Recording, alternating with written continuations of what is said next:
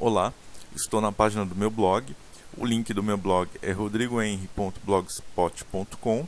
Eu estou nessa postagem que eu acabei de realizar de um texto intitulado Bactérias Anti-Obesidade. Esse texto foi escrito por Marina Farrell, que ela é do Instituto de Microbiologia Paulo Góes da UFRJ. Eu peguei esse texto da página da UFRJ e acabei postando por causa devido, se eles retirarem a página do ar, esse texto está aqui. E é um texto bem importante. Aqui tem a fonte original do texto. Eu vou lá, está aqui o texto original. Eu repito, postei o texto na íntegra no meu blog. Caso essa página saia, seja tirada, o texto ainda está lá salvo e é um texto muito interessante. Eu vou abordar alguns pontos sobre esse texto. Aqui fala da questão da nossa microbiota intestinal. Eu acredito que todo mundo que toma probióticos busca uma melhoria de saúde e ao mesmo tempo da microbiota intestinal, né? Essa melhoria de saúde vem da melhoria da microbiota. E aqui ela destaca a autora destaca vários pontos. Dentre eles, a questão do equilíbrio da microbiota, a que ela chama de microbiota anfibiótica, que é a nossa microbiota natural que a gente tem. E ela difere, aqui no caso, ela fala que essa microbiota pode sofrer modificações dependendo do tipo de alimentos consumido por uma pessoa, e ainda varia de pessoa para pessoa. E aqui está falando que ela pode causar benefícios e doença. Aqui fala a questão de micro-organismos simbiontes e tal, e aí ela cai no assunto em si, que é a questão da obesidade. A obesidade, ela resulta da alteração no equilíbrio de energia. Isto é, o corpo regula o quanto ele consome de energia, o quanto ele gasta e armazena. No caso da obesidade, a gente tem excesso de alimento. O nosso sistema, o nosso organismo, ele é voltado para proteger contra a perda de peso. Ele protege mais da perda do que do ganho, visto que o ganho ele entende como um armazenamento, como se fosse um modelo econômico. Então, quanto mais eu tenho, melhor. E o nosso corpo entende desse jeito. A perda de peso para o nosso corpo, ele entende que vai passar por uma situação de escassez. Então, é mais difícil perder peso do que ganhar, porque o nosso corpo se movimenta, ou se regula, ou se autorregula, para que a gente mais acumule do que gaste. E aqui traz a questão da microbiota intestinal, que participa diretamente nisso.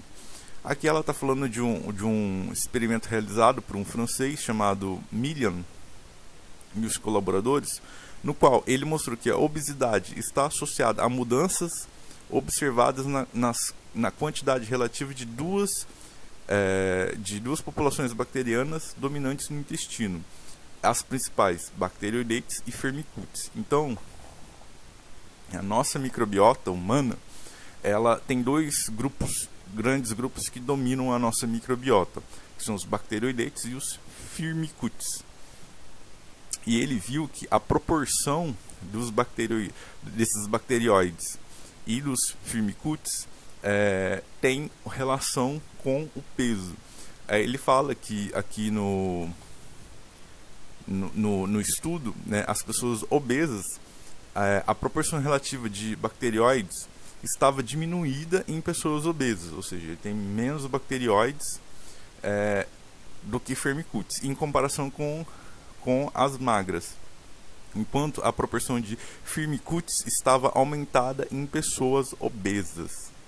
Então note que os Firmicutes, eles vão estar dominando quem está acima do peso, e tem vários textos mostrando isso. E esses bacteroides são as benéficas, olhando esse ponto.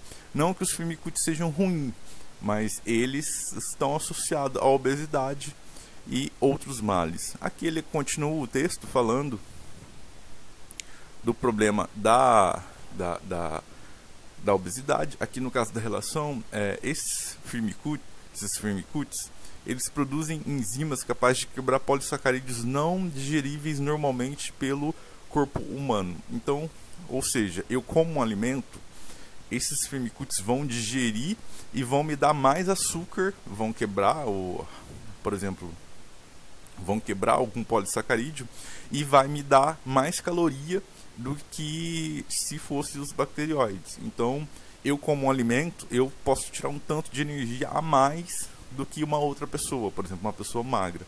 Eu considerando que eu sou obeso, eu como um alimento, esse alimento vai ser mais calórico.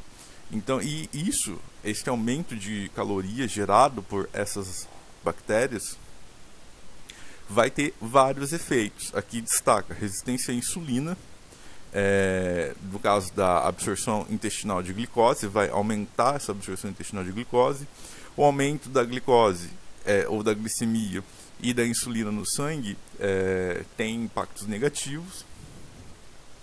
E aqui fala da questão do aumento da glicose no fígado, que depois vai virar gordura e formar lipogênese. Um texto bem interessante, recomendo que todos leiam com calma, mas o legal é que destaca os dois grupos principais de bactérias da nossa microbiota, os bacterióides e os firmicutes. Aqui, seguindo, aqui está falando da questão da dieta, que uma dieta rica em gordura causa um desequilíbrio. E dados da Organização Mundial de Saúde definem que probióticos são organismos vivos que, quando administrados em quantidade adequada, conferem benefício à saúde do hospedeiro. Essa é uma maneira de garantir uma microbiota equilibrada e um funcionamento intestinal adequado, mas não só isso. A mudança de hábitos e da alimentação, principalmente, também é muito importante. Aqui fala que os probióticos teriam efeito no equilíbrio da bacteriana intestinal, controlando o colesterol e diarreia. E aqui a autora segue destacando outras coisas, mas ela ainda consta, ou destaca que existe a necessidade de mais investigações sobre o efeito das adições rotineiras de probiótico em alimento e do seu uso como suplementos. Aqui tem uma figura. Essa figura é muito interessante porque uma dieta com alta energia e poucas fibras, que é uma dieta considerada não saudável, vai provocar a diminuição de bacterióides. Aqui o exemplo, Bifidum bacterium, que é um probiótico, e o aumento de firmicutes. Aqui está geral, SPP ponto, espécies gerais.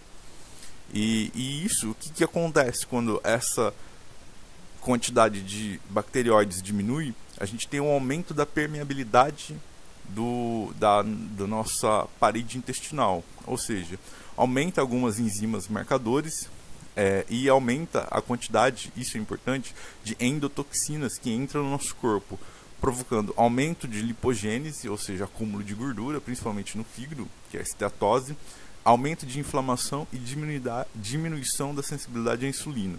Aqui a gente tem diminuição de células de beta e insulina também no pâncreas, aumento da inflamação de macrófagos, lipogênese, da massa lipídica, ou seja, o acúmulo de gordura, aumento da inflamação de novo. E aqui tem a questão o nosso impacto no cérebro, que o intestino é considerado o segundo cérebro. Tem a questão de que a diminuição da ingestão de alimentos e a relação da saciedade. No caso aqui, eu acho que essa figura até ela queria falar da questão do aumento da ingestão de alimentos e diminuição da saciedade quando acontece isso, ou seja, a gente come muito mais e tem uma saciedade ainda menor. Aqui no texto original tem as referências e no meu blog também, como eu reproduzi o texto na íntegra, tem as referências e aqui tem a fonte citando, o autor está aqui tudo certinho. Então é um texto que eu recomendo lerem para poder entender melhor como a nossa microbiota relaciona com o nosso corpo.